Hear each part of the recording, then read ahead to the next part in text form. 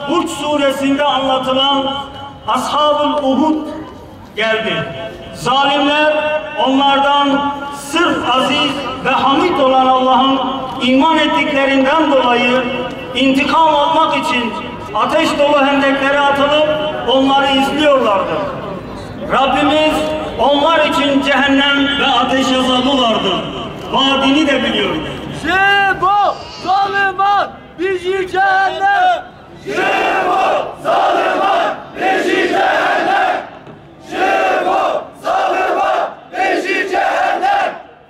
Siyonist katiller bilinçli olarak çocukları ve bebekleri öldürüyor. Firavundan öğrendikleri bu vahşeti yıllardır Müslümanlara uyguluyorlar. Çünkü biliyorlar ki bu çocuklar büyüdüğünde Allah'ın izniyle her biri Siyonistlerin karşısına yiğit bir Hamas savaşçısı olarak bir Ahmet Yasin, bir Rantisi, bir Şakiki olarak çıkacaktır. Siyonist işgalcilerin tüm vahşi saldırılarına, bombardımanlarına rağmen Filistin halkı dün olduğu gibi bugün de muazzam bir direniş destanı yazıyor. Hamas'a selam, direnişe devam. Hamas'a selam, direnişe devam. Hamas'a selam, direnişe devam. Gazze halkının uğradığı katliam ve zulümlere karşı kınama bildirilerinden başka bir şey yapmayan Birleşmiş Milletler gibi uluslararası kuruluşlar ve bu tutumları ile İsrail'e işgali genişletme ve katliamları artırma cesareti vermektedir. Bu nedenle Filistinli kardeşlerimizin sesi olmak görevi uluslararası topluma terk edilmemelidir. Bu görev tüm ümmeti üstlenmeli ve zalimlere karşı buğz ve beddua etmenin ötesine geçerek siyasi sınırları aşarak ümmet dayanışmasının gereğini yapmalı. Kardeşlerimizin yalnız olmadığını tüm dünyaya haykırmalıyız. İnsanlar olarak tarihten bugüne taşınan bu cinayetlerin verdiği mesajları iyi anlamalıyız. Zalimler kendi görevlerini gayet muntazam bir şekilde yerine getiriyor. Maalesef görevlerini yapmayan biz Müslümanlarız. Bu sebeple zalimin zulmünü bitirmesini beklemiyor. Onlardan merhamet dilenmiyoruz. Biliyoruz ki bizden başka kimsemiz yoktur. Ve yine biliyoruz ki bu vahşet ancak Müslümanların yekvücut halinde karşı duruşuyla bitebilir. Müslümanlar milliyetçilik, mezhepçilik gibi cahili kirliliklerden arınarak tek bir ümmet olabilmelidir. Ya bir araya gelmeyi öğreneceğiz ya da her gün, her hafta, her ay bir araya gelip kınamalar yapmakla yetineceğiz.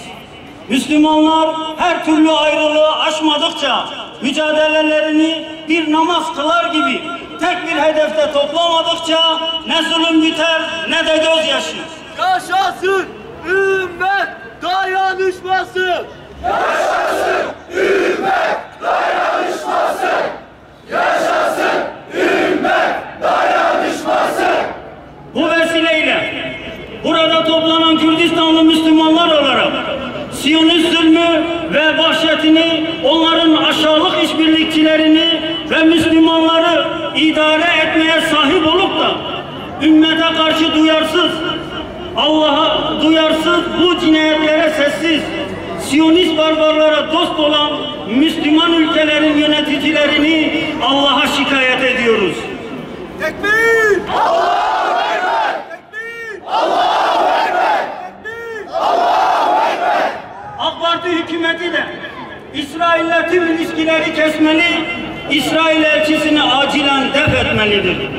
İsrail'le yükselen tüm ticari, askeri ve ekonomik anlaşmaları sonlandırmalıdır.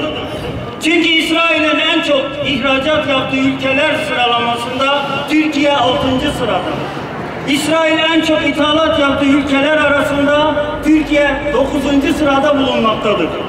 Bizler de İsrail'in tüm mallarını boykot etmeli, kardeşlerimize yönelik yapılacak yardım kampanyaları acilen desteklenmelidir. Kudüs'ü Selahaddin Eyyubi'nin torunları olarak bugün de işgal altındaki Kudüs'ün tutsaklığına karşı Filistinli kardeşlerimizin direnişini destekliyoruz. İnanıyoruz ki İslam ümmetinin yüz akı olan Hamas ve diğer Filistinli direniş grupları inşallah Gazze direnişini Siyonistlere boğdurmayacaktır. Tekbir! Özgür,